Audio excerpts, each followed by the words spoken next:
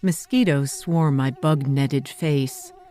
With each landing, the fabric pulsates ever so slightly. All they get is a chance to soak up my exhaled breath, thwarted completely from sucking my blood. That is, except for the smallest bit of exposed flesh on my hands. Monsters. The dirt trail I walk reaches a wetland, and a well-built boardwalk appears. On it, I skirt a pond that reflects woolly clouds in an azure sky. A dozen or so dragonflies line up on the warm wood, facing into the breeze and ready for takeoff as I shuffle slowly forward. Carnivorous blood-red blossoms poke out of the weedy shoreline. Ready for lunch, I choose a bit of exposed Laurentian shield fringed by spindly spruce. A blended chorus of colorful migratory passerine birds sing, punch-drunk from a mosquito feast and hot in pursuit of a mate. This is the Superior Hiking Trail. A late snowmelt pushed spring into June. Muggy and muddy, this might not have been the ideal time for a thru-hike, but I get a front-row seat to this show, and I have no regrets. My lunch spot next to an inland pond is so characteristic of the trail, but not entirely what the original builders had in mind. The trail was conceived to take the walker over the high ridgeline above the big lake. This route promises spectacular views all the way out to Isle Royale, as well as deep into the Boundary Waters. Because of the steep topography and lack of tillable soil, the ridges and peaks paralleling Lake Superior were never permanently settled. Before the trail, only a handful of fire lookouts, berry pickers, anglers, and hunters ventured forth into the craggy and boggy interior.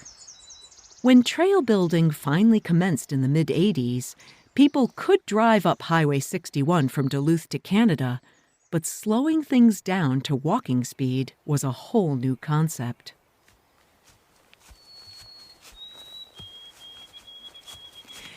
Within minutes of leaving the pond, my walking speed slows a lot as I head straight up on one of those famous rocky ridges.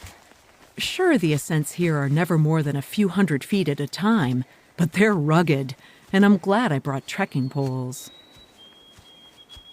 My feet move over some of the oldest rock on the Earth's surface. Granites, basalts, and rhyolites, plus iron ore and conglomerate-like breccias that formed after a cataclysmic meteor strike about 2 billion years ago. It's impossible to conceive of a time frame like that. My moment on this grippy rock is just a blip. The views are wonderful from open balds, but the trail dips right back down into a mix of birch, aspen, pine, fir, and cedar on the very edge of boreal forest. The air is pungent with sweet balsam as rock disappears to be replaced by pine needles. It's in the woods that I begin to feel like a visitor to a completely natural and separate living organism, even if so close to the highway. Trees give way to bushes and shrubs next to a river, and it's a scene out of Jurassic Park. Humongous ferns spread wide next to wild carrot, taller than my head. A profusion of bloodroot clings to eroded banks, their white cups wide open to the sun. Out of sight, but close enough for me to hear every nuance, a wood thrush sings a twittery uptalk, hitting a cymbal hi-hat at the end of each gossamer phrase. The spell is broken, though, by the long throat clearing of a northern parula. Wending its way from the Wisconsin border near Jay Cook State Park and passing through 7 more parks, the diversity is incredible here, from the high cliffs, roiling waterfalls, dark mushroom-lined forests, a pebbly beach walk, and even the sidewalks of a mid-sized city. My goal is to walk the Superior Hiking Trail all in one fell swoop, from the Wisconsin border to its northern terminus at the 270-degree overlook above the Pigeon River, right at the international border.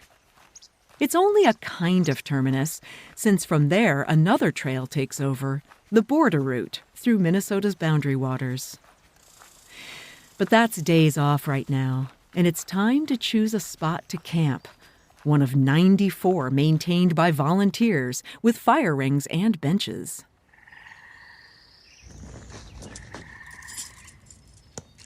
I reach my destination and squeeze in my wee shelter next to a brother and sister camping in separate matching tents.